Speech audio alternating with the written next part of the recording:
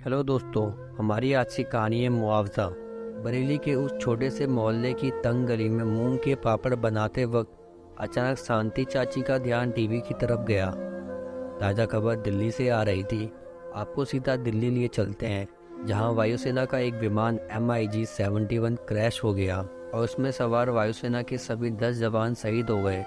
News anchor ने दर्शकों का ध्यान आकर्षित करने के लिए अपने अलग ही लहजे में कहा, टीवी में क्रैश हुए विमान का मलबा दिखाई दे रहा था। कहीं मेरा बेटा तो उस विमान में? यह सवाल उस वक्त हर माँ के जहन में उठ रहा होगा जिसका बेटा फौज में था। तभी फ़ोन की घंटी बजी। हेलो, शांति चाची ने कांपते हाथों से रिसीवर उठाते हुए कहा। माजी, दिल्ली में हुए विमान हादसे में मेजर रणदीप शहीद हो गए। फ़ोन दिल्ली से था। शांति चाची के पैरों तले ज़मीन खिसक गई। फ़ोन हाथों से गिर चुका था और शांति चाची ज़मीन में बेसुध पड़ी थी। पड़ोस में रहने वाले रहमान चाचा को जब इस बात का पता चला तो वे दौड़े चले आए। रहमान चाचा रणदीप के पिताजी के बचपन के दोस्त थे। रणदीप उस वक्त छोटा सा था जब एक एक्सीडेंट में रणदीप के पिताजी की मौत हो गई। तब से रणदीप और उसके परिवार को रहमान चाचा ने ही संभाला था। रहमान चाचा अपने फूलों की दुकान को बंद करके आते तब तक पूरा मोहल्ला शांति चाची के घर पर जमा हो गया था। शांति चाची अब भी बेसुध थी। लगभग आधे घंटे बाद शांति चाची को होश आया। होश आते ही शांति चाची को फिर से रणदीप की याद आ गई और वो फूट फूट कर रोने लगी। रहमान चाचा ने शांति चाची को संभाला, लेकिन खुद के आंसू भी रोक न पाए। दिन भर बरेली में मेजर रणदीप के शहीद होने का गम छाया रहा।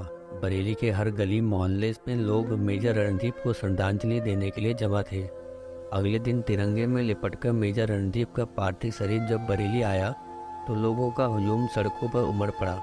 शांति चाची ने जब तिरंगे में लिपटे अपने लाडले को देखा तो वो फूट फूट कर रोने लगी। अभी तो वो कह के गया था कि जब तक मैं वापस आऊँगा तब तक मेरे लिए एक सुंदर सी दुल्हन ढूंढ के रखना। इतना कहकर शांति चाची फिर से रोने लगी। पूरे राजकीय सम्मान के साथ मेजर रणदीप के अंतिम संस्कार की तैयारियां शुरू हुई। पूरा बरेली आज अपने लाडले को अंतिम विदा देने के लिए जमा था। क्षेत्र के सांसद, विधायक और सभी बड़े नेता मेजर रणदीप की अंतिम यात्रा में शामिल थे।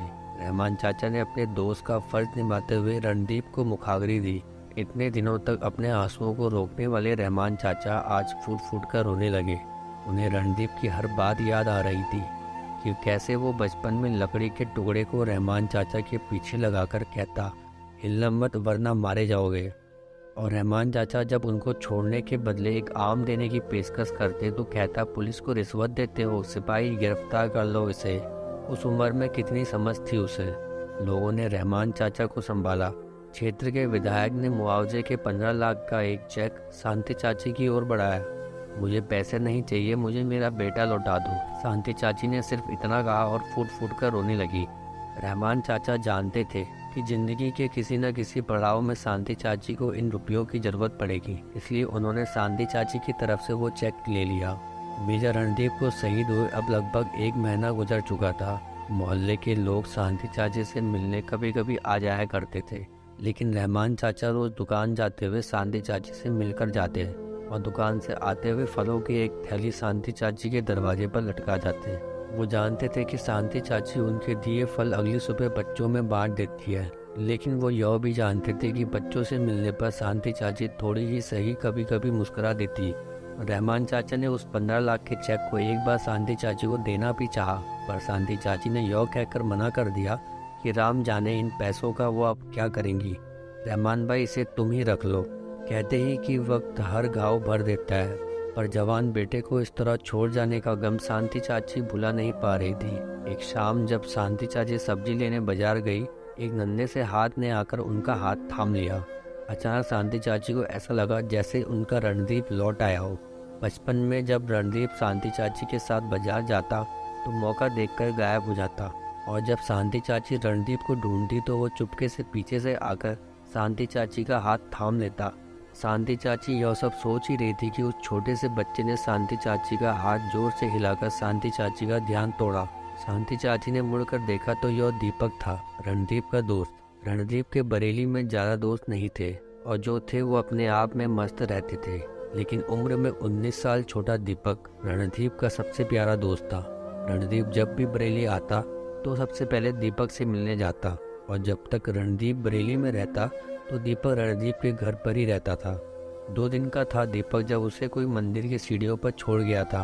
रणदीप ने जब पहली बार उसे मंदिर की सीढ़ियों पर देखा तो घर ले आया। शांति चाची ने उसके माँ बाप को खोजने की काफ़ी कोशिश की, पर उसके माँ बाप का पता नहीं चल पाया। रणदीप सबसे कहता कि यह उसका छोटा भाई है। रणदीप ने उसका नाम रखा था दीपक। बहुत रोया रणदीप जब पुलिस ने दीपक को अनाथालय में भिजवा दिया था। आज दीपक को देख बड़े दिनों बाद शांति चाची के चेहरे पर मुस्कुराहट आई थी। रणदीप भैया कब आएंगे?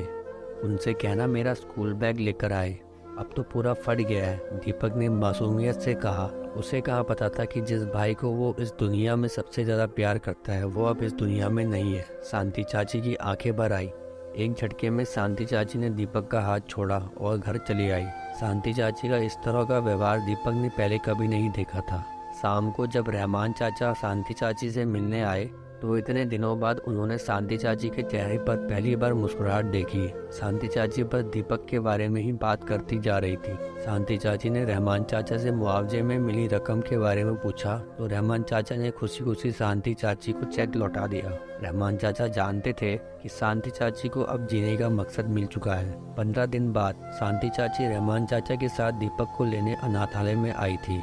उस दिन इस तरह बाजार में छोड़ आने पर दीपक शांति चाची को गुस्से भरी नज़रों से देख रहा था।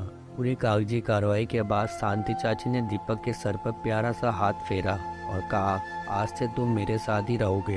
दीपक का गुस्सा एक पल में गायब हो गया और वो शांति चाची से लिपट गया। काफ़ी वक्त लगा दीपक को यह समझने में कि रणदीप अब इस दुनिया में नहीं है।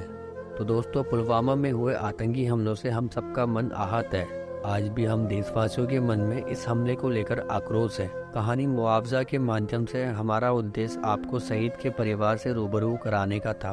तो दोस्तों, कैसी लगी आपको यह हमारी कहानी? कमेंट करके ज़रूर बताएं।